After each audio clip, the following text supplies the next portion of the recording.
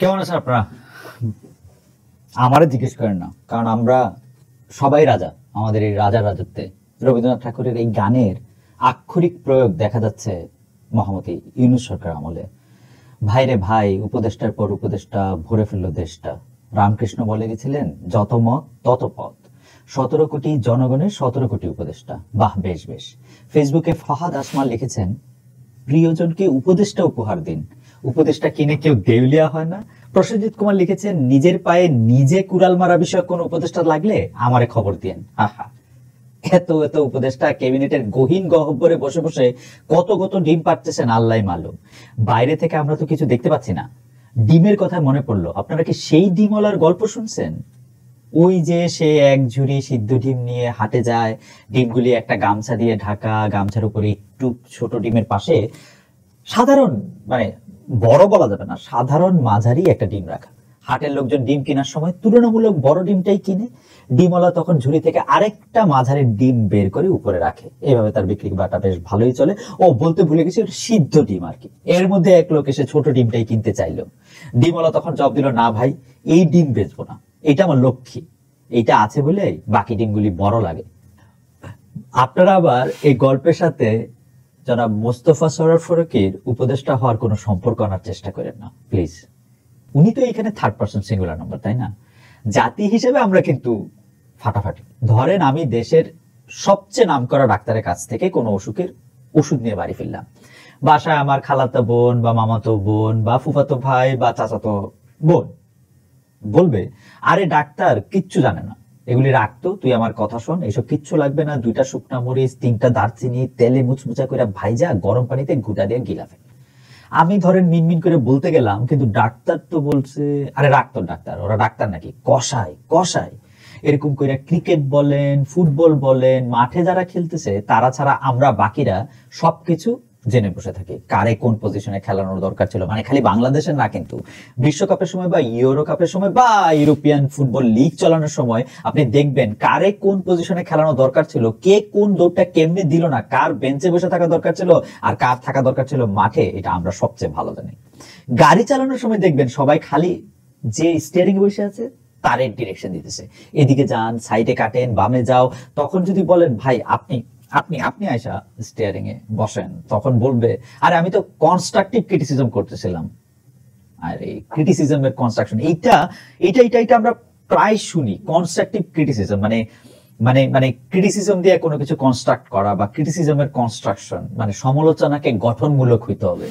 এইটা ওই ওই আমলেও অনেক বেশি শুনতাম যে আপনারা সমালোচনা করেন কিন্তু গঠনমূলক সমালোচনা করেন। মানে যেটা বলতে চাচ্ছি আর কি, যে মোট কথা যার যা কাজ তিনি ছাড়া, সে ছাড়া, ও ছাড়া আমরা বাকিরা তো সবচেয়ে ভালো জানি। এই যে ধরেন সরোয়ার ফারুকীর উপদেষ্টা হওয়া নিয়ে এত হাউকাউ সোশ্যাল মিডিয়াতে, শেখ হাসিনার আমলে একই পদে ছিলেন আসাদুজ্জামান নূর, তার সময় এইরকম হইচই হয় নাই। তার কি কারণ হইতে পারে আমার একটু বোঝান তো ভাই আপনারা, বা বোঝান তো বোন আপনারা। সাহিত্য, শিল্প, সংস্কৃতিতে জনাব নূর সাহেবের কনস্টিটিউশন কি বলেন তো প্রিয় বোন বা ভাই? উত্তর হইতে পারে, উনি ছিলেন বাকের ভাই, আর উনি ছিলেন মির্জা, আর উনি সুদর্শন, আর ভালো অভিনয় করতেন অনেক, আর আর তো এশিয়াটিক, আর আর কি লাগবে বলেন তো? নীলফামারী থেকে আসছে এত সুন্দর লোকটা। মানে যখন কেউ বলে কেন ফারুকী, আমার তখন মনে হয় কেন নূর? ধর্ম, সমাজ, সাহিত্য বা রাজনীতির বিষয়ে আমাদের মানসিক পরিপক্কতা বোঝা যায় কোনো কিছুর আনুষ্ঠানিকতা পার হয়ে মূল সত্যে পৌঁছানোর চেষ্টার মধ্যে। আমরা হুজুগ প্রিয় জাতি বাকের ভাইয়ের ফাঁসি বন্ধ করার জন্য মিছিল করি, অথচ আমরাই আবার কারো না কারো ফাঁসির দাবিতে তুলকালাম। আসাদুজ্জামান নূরের আলাপের জের ধরেই বলি, আমরা তার সাথে নাটকের যে চরিত্রগুলি সবচেয়ে বেশি রিলেট করি, বাকের ভাই, ছোট মির্জা, অথবা এইসব দিনরাতের রফিক, এইসব চরিত্রের রচয়িতার নাম হুমায়ুন আহমেদ। 13 নভেম্বর তার 76তম জন্মদিন গেল। জনাব নূর অভিনীত তার লেখা একটা নাটকের কথা বলি। তার আগে ছোট করে বলে রাখি, অনেক সময় আমরা মঞ্চের উপরের মানুষটাকে দেখতে উইংসে থাকা মানুষের কথা ভুলে যাই।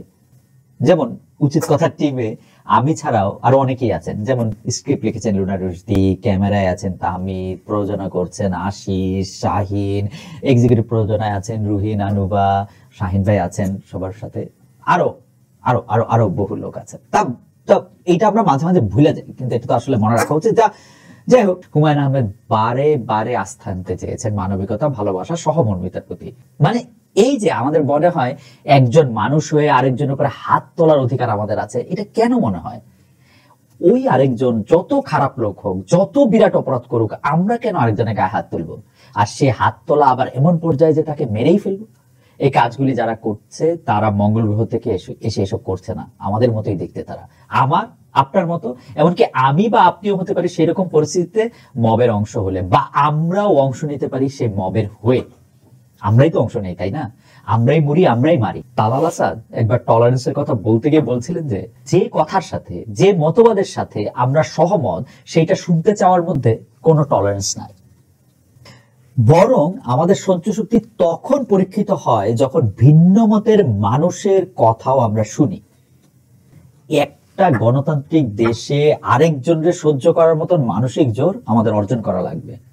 কবি জসিমউদ্দিনের তারাবি কবিতাটা মনে আছে তো?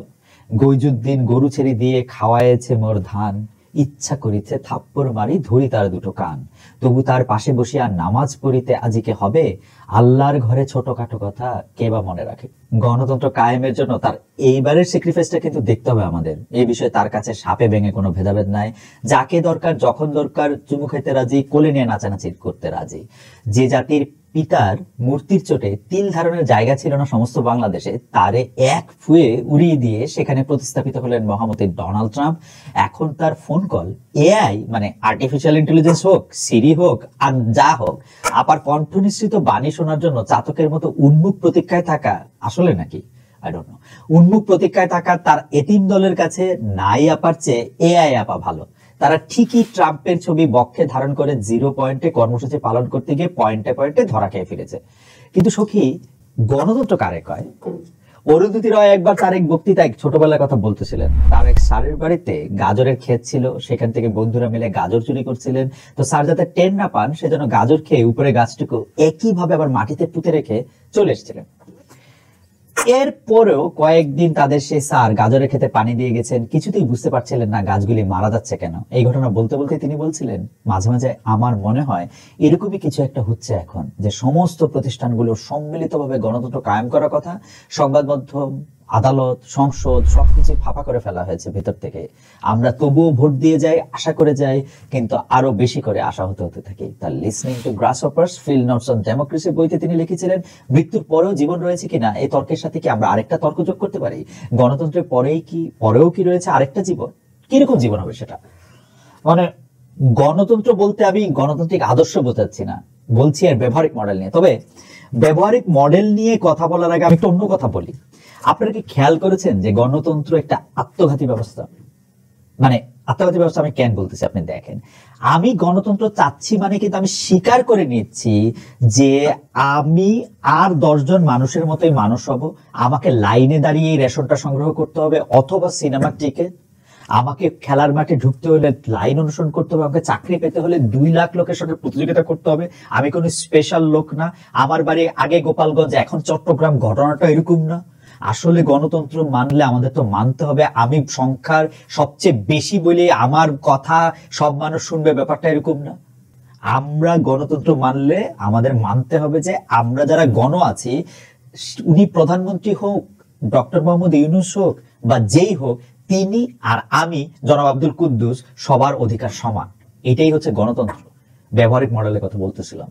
এখন আসল প্রশ্নটা হচ্ছে, এই গণতন্ত্রটা মেনে নেওয়ার অবস্থায় আমরা আছি? আমরা তো আসলে গণতন্ত্র চাই আমাদের সুবিধার জন্য। আমরা গণতন্ত্র চাই আমাদের যারা প্রতিপক্ষ আছে তাদেরকে আরেকটু খারাপ পজিশনে দেখতে পারার জন্য। মানে গণতন্ত্র মানে আমাদের কাছে আমরা যে বেশি সমান। অরওয়েল বলছিল না, somebody is more equal। আমরা গণতন্ত্রের ক্ষেত্রে আমরা নিজেরাই দেখি যে আমরা more equal। এইটা যতদিন পর্যন্ত আমরা দেখবো ততদিন গণতন্ত্রকে আসা সম্ভব। আমরা যতক্ষণ পর্যন্ত উই আর দে করতে থাকবো ততক্ষণ পর্যন্ত গণতন্ত্র আসা সম্ভব। এখন আসল প্রশ্নটার মধ্যে আসেন যে গণতন্ত্রের কি অবস্থা আমরা করেছি, কিসে পরিণত করেছি? গণতন্ত্রের ব্যবহার ফুরানোর পর কি হবে যখন এর ভেতরটা ঝাঁঝরা হতে হতে অর্থহীন হয়ে পড়বে, আর এর সমস্ত সংগঠনগুলি রূপ বদলে ভয়ঙ্কর হয়ে পড়বে? কি পরিণাম ডেকে আনবে গণতন্ত্র আর মুক্ত বাজারে দ্রবণে রূপান্তরিত হওয়া এই লুটেরা অবয়ব, যা কেন্দ্রে রয়েছে সর্বোচ্চ মুনাফা আদায়ের ধারণা? এই প্রক্রিয়া কি উল্টে দেওয়া সম্ভব? আবার আগের মতন হওয়া সম্ভব, বলছিলেন অরুন্ধতী রায়। আমি ব্যাপারটাকে দেখি, দেখেন, আমি যদি গণতন্ত্রে বিশ্বাস করি, তাইলে আমার যে ভাই আজকে কোনো অপরাধ করে থানায় ধরা পড়লো, তাকে ছেড়ে দেওয়ার জন্য, তার উপর যাতে কোনো আইনি প্রভাব না আসে, মানে সেইটার জন্য আমি একটা এমপি সাহেবকে ফোন করে বলবো যে আপনি ফোন করেন, তাকে ছেড়ে দিতে বলেন। বিকজ আমি বিএনপি করি, আওয়ামী লীগ করি, জামায়াত করি, জাতীয় পার্টি করি, অথবা বৈষম্য বিরোধী ছাত্র আন্দোলন করি। আপনার মনে রাখতে হবে, যখন এটার মধ্যে গণতন্ত্র আসবে তখন কিন্তু এইটা আর সম্ভব হবে না। আমরা যদি গণতন্ত্র বলতে বুঝি আমার ক্ষমতা, মানে আমার বাড়ি এখন চট্টগ্রাম, সেই জন্য আমার ক্ষমতা গোপালগঞ্জবাসীর থেকে বেশি হবে। বগুড়ায় কোনো স্টেডিয়াম থাকবে না, এইটাকে যদি আমরা গণতন্ত্র মনে করি, আপনারা কিন্তু মানে আবারও একই চক্করে পড়তে যাচ্ছে। কিছুদিন আগে মানে সাংবাদিক মনোজ দে তার ফেসবুক স্ট্যাটাসে দুঃখ করে বলেছিলেন, উপমহাদেশের রাষ্ট্র শাসন কাঠামোতে ন্যায়বোধ নাই, যা আছে সেটা হলো জবরদস্তি। এখানে নাগরিক নাই, আছে ধর্ম রাজনীতিতে বিশ্বাসী গোত্র সমাজ। আজকে তারিখ 15 নভেম্বর 2024, হাসিনা পালানোর 100 দিন। মাত্র একদিন আগে মারা গেলেন আব্দুল্লাহ, তিনি গুলি খেয়েছিলেন মাথায় 5 আগস্ট। 100 দিন আগের ক্ষত আমরা এখনো বহন করে চলেছে। হাসপাতালে চিকিৎসাধীন আছেন বহু মানুষ, দিনে দিনে তাদের প্রতি সরকারের অমনোযোগের ক্ষতটাও বাড়ছে। সরকারের যার সাথেই কথা বলি তার অসীম ব্যস্ততা, খাওয়ার সময় নাই, ঘুমানোর সময় নাই, শুধু কাজ আর কাজ। কি কাজ? আগামাতা তো কিছুই বুঝি না, সারাক্ষণ খালি সংস্কার করতেছে। এত সংস্কারের আগে এইটা তো বুঝতে হবে আমরা আসলে কি চাই, আমরা কি গণতন্ত্র চাই, তার মানেটা কি বুঝি। যা দেখছি তাতে তো মনে হয় আমরা জোর যার মুল্লুক তার নিয়মে দেশ চলতেছে।